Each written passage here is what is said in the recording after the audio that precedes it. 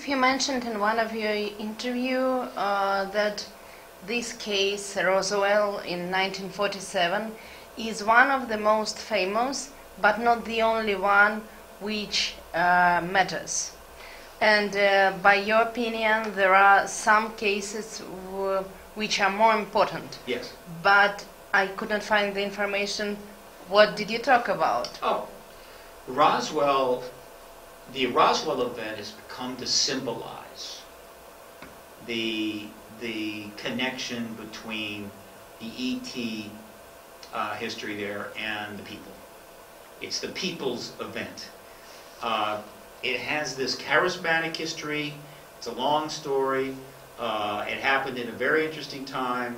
They started holding festivals there. It's just a big deal. And so when it allows people to connect to the issue.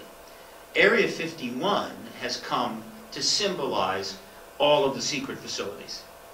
There are many, many more than just Area 51. Area 51 may not even have anything ET related there, and it doesn't matter. They've got underground facilities. But Area 51 is a symbol. That's fine. Okay. But in terms of importance to the advocacy process and the importance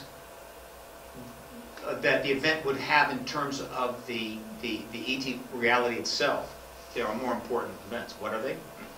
Number one, nuclear weapons tampering. I would encourage every Russian to get their hands on the book, UFOs and Nukes by Robert Hastings. I don't think it's been translated in Russian. I'm sorry. I don't know if Kindle books now will translate. It wouldn't surprise me if they don't, but maybe they do. But I know that many, many people in Russia speak English because they teach it in their schools. We do not teach foreign languages until you get to college, pretty much. So there's a lot of English speaking here. But this book is extremely important. Hundreds of people were interviewed. And what did Robert Hastings finally confirm that people sort of knew about? Because there's evidence going all the way back to the 60s.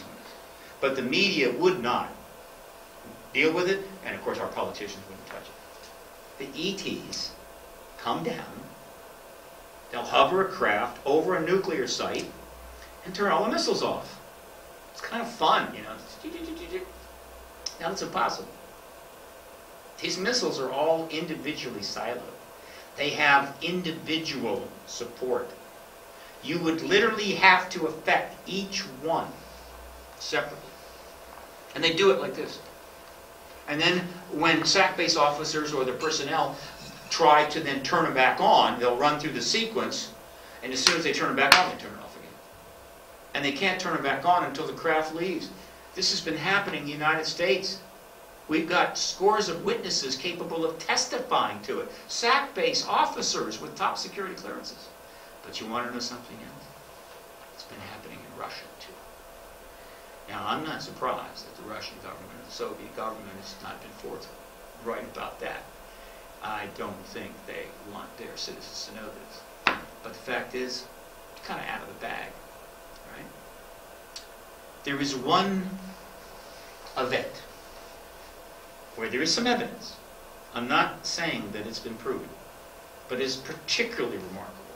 And I invite the Russian people to look into this because they have Google. And that is an event of a different type. And it's not happened in the United States, but we believe it happened in Russia.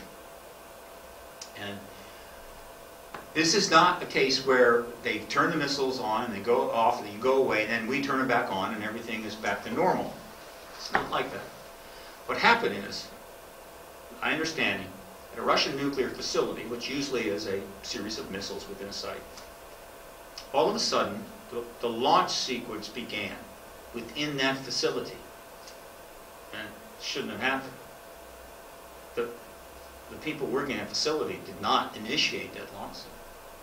And so they're seeing this, and they're going, wait, they're calling up, essentially, I guess, Moscow, and they're saying, did you? No, we didn't. And so they're trying to turn this thing off, and they're not able to do it. And it's continuing to advance to launch. That's a whole different ball game than just finding out, well, the missiles are all turned off, right? And apparently, if this is a true story, and I know that I've heard it from several different directions, but I don't think it's been proven beyond a reasonable doubt, and so it needs further looking at. But it true is extraordinary that at the very last minute, when it was, as far as the people in the silo said, it's over, it stopped. And apparently there were sightings over that site of craft. Interesting. What was the message there? Well, the fundamental message in all of these nuclear tampering events, of which we have plenty of witnesses we could put in front of Congress tomorrow. But they don't want to hear them, because they can't deal with that kind of stuff. They mostly deal with raising money and making fools of themselves. The approval rating of Congress not too long ago was down to 9%. It's hard to imagine any institution that low. So the message is, why do you have these weapons? You want to engage the galaxy? If there is something out there you want to engage, fine. Do you think that the other civilizations that already have interstellar travel are going to let you bring these weapons into space? Do you really think that? You think we're that stupid? So that's not going to happen. Maybe you'll be able to engage us one day. Maybe there could be benefits from that. But you're not bringing those weapons with you. And by the way, if you use them on each other, there's nothing for us to even deal with. You're done. We'll go away. We live long. We'll go away for 1,000 years, come back, see how you're doing. Maybe then. Now, how many people know about that?